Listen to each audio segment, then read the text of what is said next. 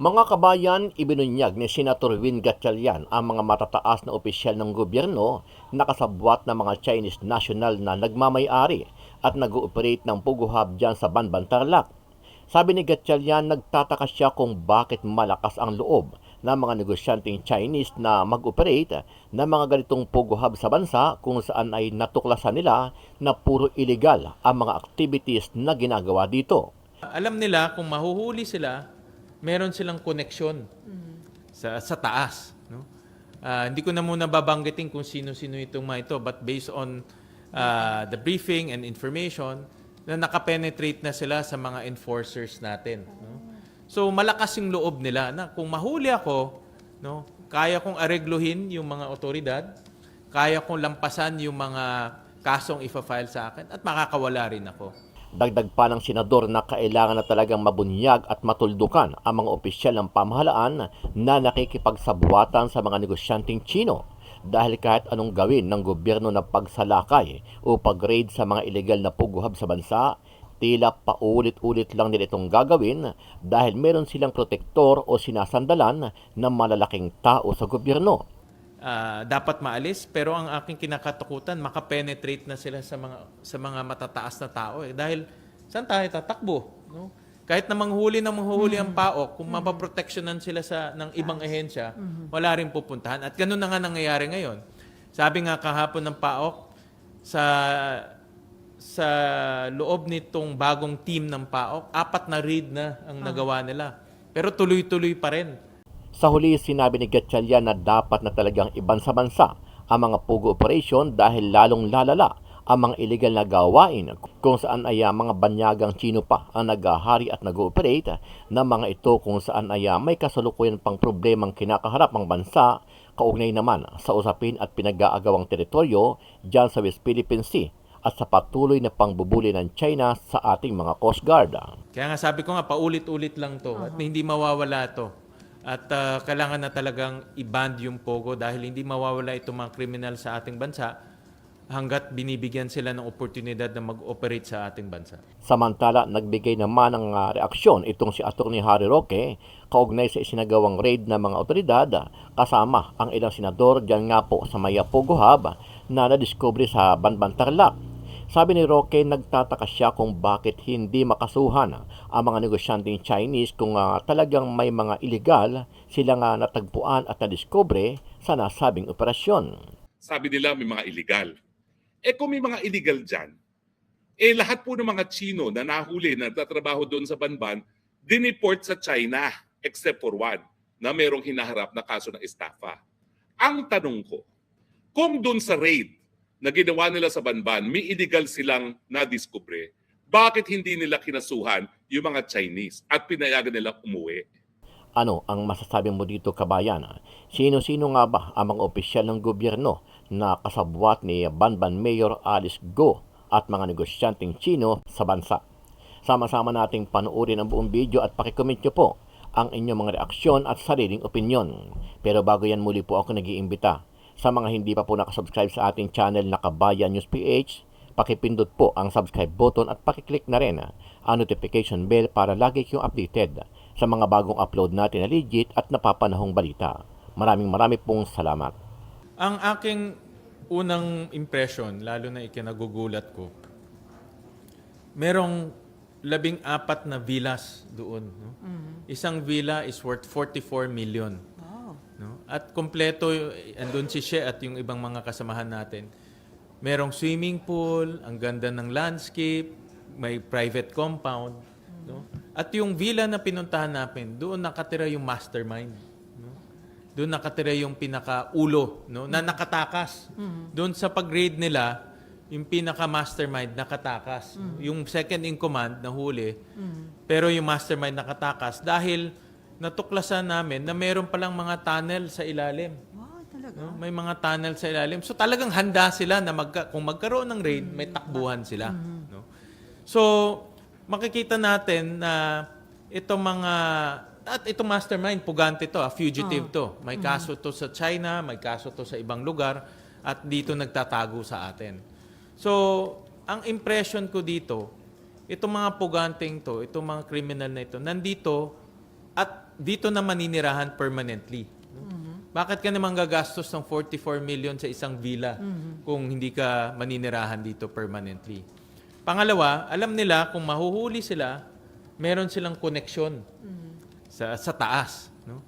Hindi ko na muna babanggitin kung sino-sino itong mga ito, but based on the briefing and information, na nakapenetrate na sila sa mga enforcers natin. No?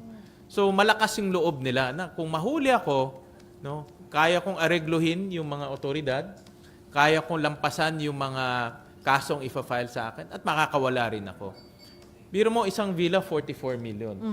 Yung buong compound na yon, nakita ko na siguro mahina billion ang investment doon eh. No, mahina 1 billion doon. Malaki ang, nakita nyo no, condominium, office spaces, at napakalaki ng compound. So ang impression ko dyan, kung sino man ang namuhunan doon, alam niya may protection siya.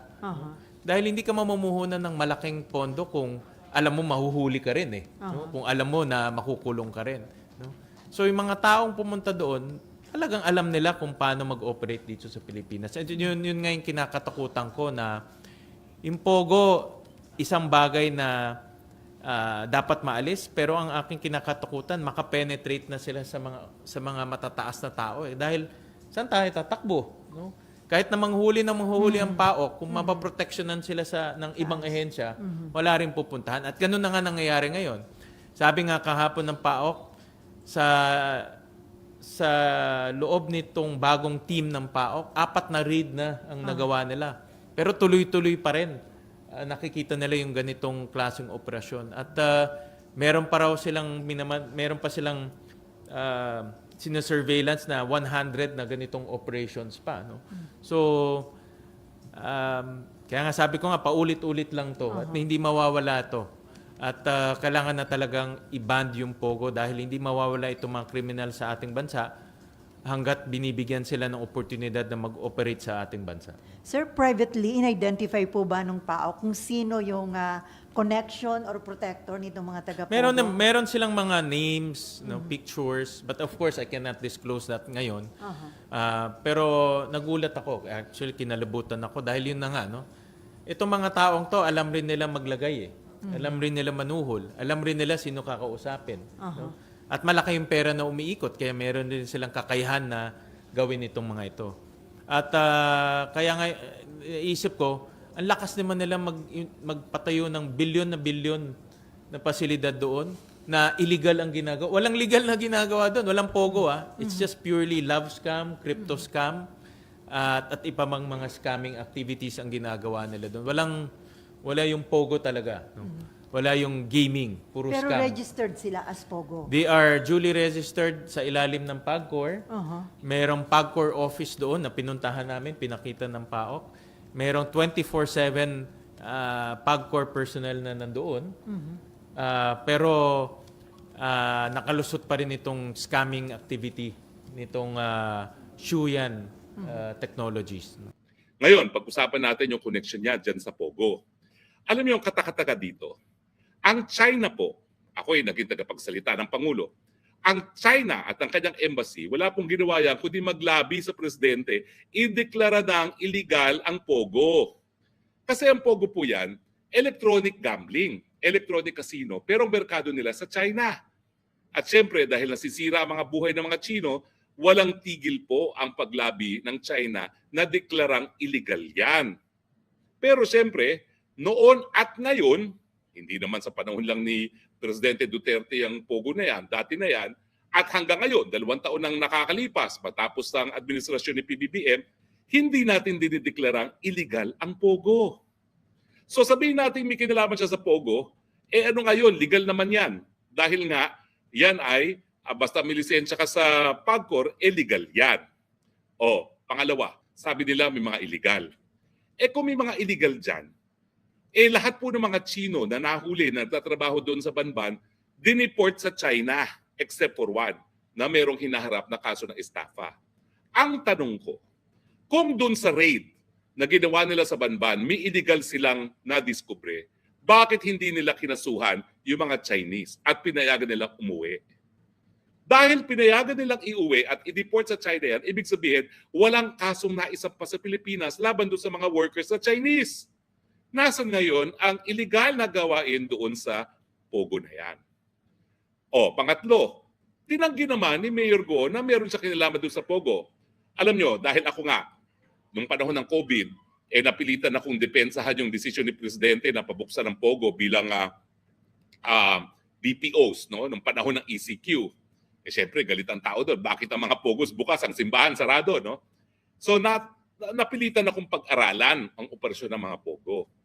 Alam nyo, may distinction doon sa may-ari ng building at yung mga umuupa sa building. Kung ikaw ang may-ari ng Pogo, investment ng building, ang investment mo, yung building mismo at yung infrastructure, mahal po yan. Kasi internet dependent. So grabe yung teknolohiya na kinakailangan mong i-install kasi ang number one expense nila dyan, kuryente at saka internet. Dahil electronic gambling. Okay? So mahal po yan. Pero may kaibahan doon sa nagmamay-ari ng physical structure ng Pogo at yung operator mismo ng mga taga People's Republic of China. At dahil nga internet gambling ito sa China, ang kanilang mga empleyado ay mga Chinese na marunong mag-Mandarin speaking. Kaya po nagkakaroon ng kaso ng human smuggling.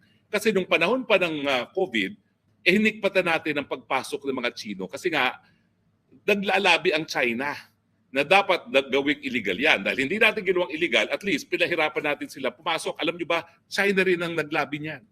Napahirapan natin pumasok yung mga nationals sa China kasi nga baka magpogo. So kaya nagkakaroon ng demandahan na kapag lumipat, human smuggling. Pero ang totoo po diyan, yung nag-ooperate ng Pogo ay hiwalay doon sa nagmamay-ari ng building. Yan po yung natutunan ko. Mayroon pang iba, mayroon pang tinatawag na service providers na nagbibigay ng lahat ng technological na pangangailangan ng mga nagmamay-ari ng Pogo mismo. So tatlo po yan. Yung building owner, yung Pogo enterprise owner, at saka yung service provider ng mga Pogo. Sa inyo yung tatlong mga nagtutulungan para magkaroon ng Pogo. Inamin naman niya, siya dating may-ari ng lupa. Binenta niya, imbis na binayaran siya ng cash, binigyan siya ng shares. So, ano po yan? Property for stock transaction ang tawag dyan. Pwede na ibabayad sa iyo yung kumpanya. At nag-apply nga ng permit at sinabi niya, yung mga panahon na yun, hindi pa naman siya mayor. So walang bawal doon dahil negosyante naman siya. 3,000 daw ang kada ulo na baboy na hawak ni Mayor Go. At saka hindi po ito baboy na kakainin. Ito po yung inahin. Ako po kasi nagbaboy ako, di ba? Nung panahon ng COVID, napilitan ako isarado dahil stricto yung tanay. Pero alam ko po, ang kanyang mga baboy, kilalang kilala kasi imported lahat. Alam nyo ba, nang una nagpasok yan ng mga inahin, isang buong eroplano na puro baboy lang ang daman, Cathay Pacific, na in-import niya from Netherlands. Kilala po namin siya kasi halos lahat ng nagbababoy sa kanya kumukuha ng inahin. 42,000 po ang halaga ng isang inahin dyan.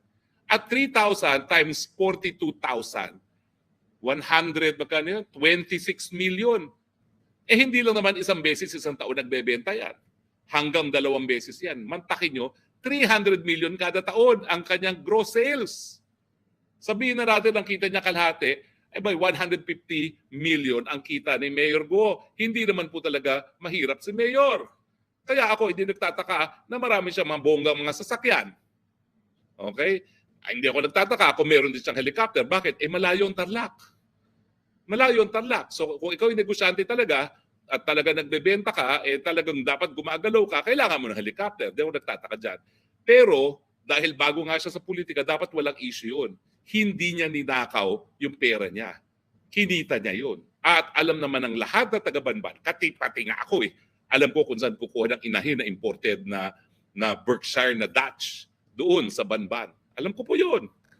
So ang suma total, unang-una, walang mali po kung siya bilang isang negosyante bago siya naging mayor ay kumita as a real estate transaction doon sa property for stock niya. Pero totoo rin po na talagang sa aking pagkakaalam sa Pogo, talaga naman po yung nagmamay-ari ng istruktura, hindi siya ang operator. Kasi ang operator talaga, mga taga People's Republic of China. Pero in any case, bakit mo i-consider na pagkakamali kung ma-involve ka sa Pogo, illegal naman. Binibigyan ng lisensya ng PAGCOR. Sa akin, kinakailang desisyonan na natin. Either legal or illegal ang Pogo.